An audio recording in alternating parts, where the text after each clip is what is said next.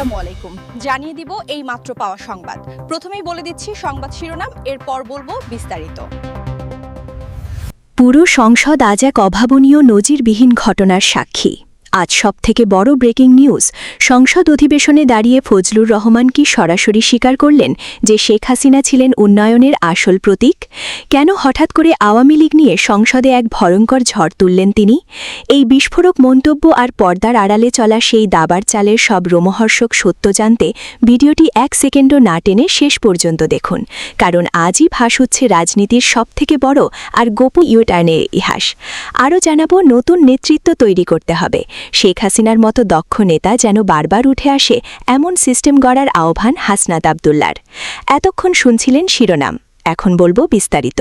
তাই ভিডিওটিতে একটি লাইক দিয়ে চ্যানেলটা সাবস্ক্রাইব করে সম্পূর্ণ ভিডিওটা মনোযোগ দিয়ে দেখতে থাকুন।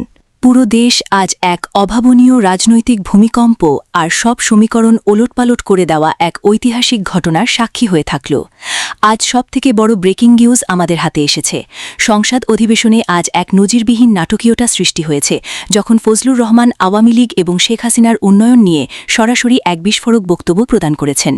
সংসদীয় সূত্র থেকে পাওয়া অত্যন্ত চাঞ্চল্যকর তথ্য অনুযায়ী ফজলুর রহমান আজ অধিবেশনে দাঁড়িয়ে দ্ব্যর্থহীন কণ্ঠে ঘোষণা করেছেন যে শেখ হাসিনা ছিলেন বাংলাদেশের উন্নয়নের আসল প্রতীক এবং তার আমলেই দেশ এক অনন্য উচ্চতায় পৌঁছেছে।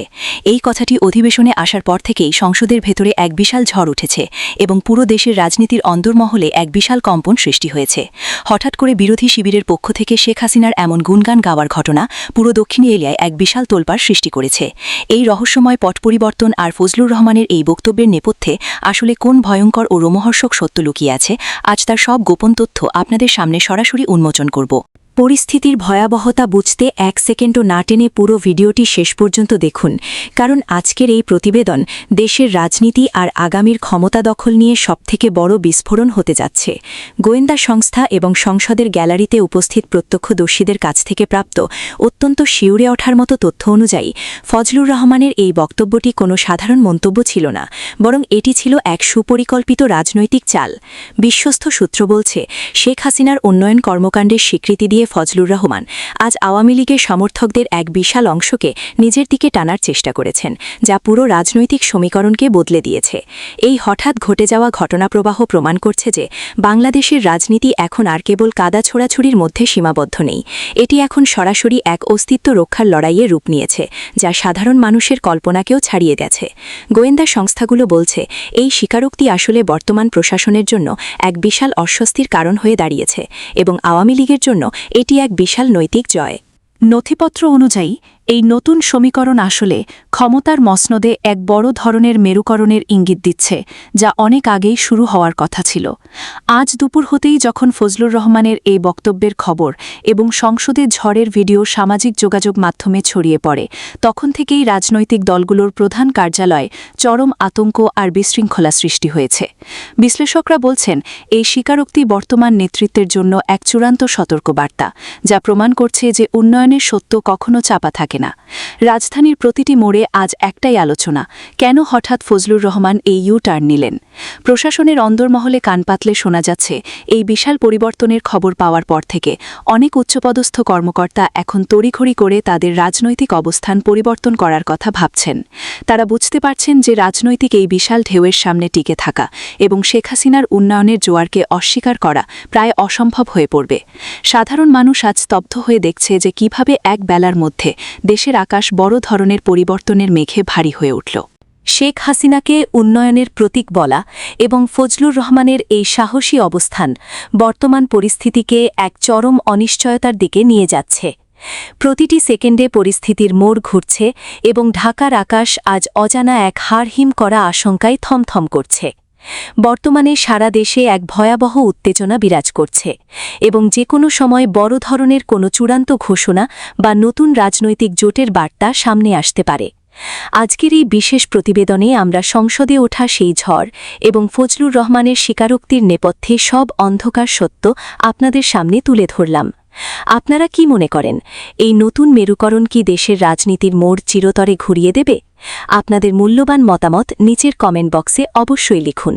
ব্রেকিং নিউজের প্রতিটি আপডেট সবার আগে পেতে ভিডিওটি এখনই শেয়ার করুন এবং আমাদের সাথেই থাকুন। এমন কোনো সিস্টেম যেন বিদ্যমান থাকে যার মধ্য দিয়ে নতুন করে শেখ হাসিনা উৎপাদন হয়, এমন মন্তব্য করে আলোচনার জন্ম দিয়েছেন হাসনাত আব্দুল্লাহ। সাম্প্রতিক এক বক্তব্যে তিনি মূলত নেতৃত্ব তৈরি এবং রাজনৈতিক ধারাবাহিকতা নিয়ে তার মতামত তুলে ধরেন। তার বক্তব্যে তিনি বোঝাতে চান, একটি দেশের রাজনৈতিক ব্যবস্থায় এমন কাঠামো থাকা জরুরি যা থেকে দক্ষ, অভিজ্ঞ এবং শক্তিশালী নেতৃত্ব বারবার উঠে আসতে পারে। এই প্রসঙ্গে তিনি শেখ হাসিনা এর দীর্ঘ রাজনৈতিক নেতৃত্ব গুণ এবং ধারাবাহিকতাকে উদাহরণ হিসেবে উল্লেখ করেন। তিনি বলেন, একটি নির্দিষ্ট ব্যক্তির ওপর নির্ভরশীল না হয়ে এমন একটি প্রাতিষ্ঠানিক কাঠামো তৈরি করা প্রয়োজন যেখানে নেতৃত্ব তৈরি হবে একটি প্রক্রিয়ার মাধ্যমে।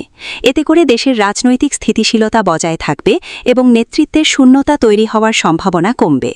হাসনাত আব্দুল্লাহ আরও বলেন, উন্নত রাজনৈতিক সংস্কৃতির জন্য প্রয়োজন শক্তিশালী দলীয় কাঠামো, গণতান্ত্রিক চর্চা এবং তরুণদের অংশগ্রহণ। তার মতে, একটি কার্যকর রাজনৈতিক সিস্টেম থাকলে সেখানে নতুন নেতৃত্ব তৈরি হওয়া সহজ হয় এবং অভিজ্ঞ নেতৃত্বের পাশাপাশি নতুন প্রজন্মও সামনে আসার সুযোগ পায়। তিনি জোর দিয়ে বলেন, শুধু একজন নেতার ওপর নির্ভরশীলতা দীর্ঘমেয়াদে ঝুঁকিপূর্ণ হতে পারে। তাই এমন একটি পরিবেশ তৈরি করা দরকার যেখানে নেতৃত্বের বিকাশ একটি স্বাভাবিক ও ধারাবাহিক প্রক্রিয়া হিসেবে গড়ে ওঠে। এই ধরনের ব্যবস্থায় রাজনৈতিক দলগুলো আরও শক্তিশালী হবে এবং দেশের গণতন্ত্রও আরও সুসংহত হবে। তার এই বক্তব্য নিয়ে রাজনৈতিক অঙ্গনে নানা আলোচনা ও বিশ্লেষণ শুরু হয়েছে। কেউ কেউ এটিকে নেতৃত্ব বিকাশের একটি ইতিবাচক ধারণা হিসেবে দেখছেন, আবার কেউ কেউ এর ভিন্ন ব্যাখ্যাও দিচ্ছেন। তবে বিশ্লেষকদের মতে তার বক্তব্যের মূল বার্তা হল একটি টেকসই ও কার্যকর রাজনৈতিক ব্যবস্থা গড়ে তোলা, যেখানে যোগ্য নেতৃত্ব নিয়মিতভাবে তৈরি হবে এবং দেশের উন্নয়নে ভূমিকা রাখবে। শেষ পর্যন্ত তিনি বলেন, দেশের ভবিষ্যৎ উন্নয়ন ও স্থিতিশীলতার জন্য প্রয়োজন এমন একটি শক্তিশালী রাজনৈতিক কাঠামো যা ব্যক্তিনির্ভর না হয়ে প্রাতিষ্ঠানিকভাবে নেতৃত্ব তৈরি করতে সক্ষম।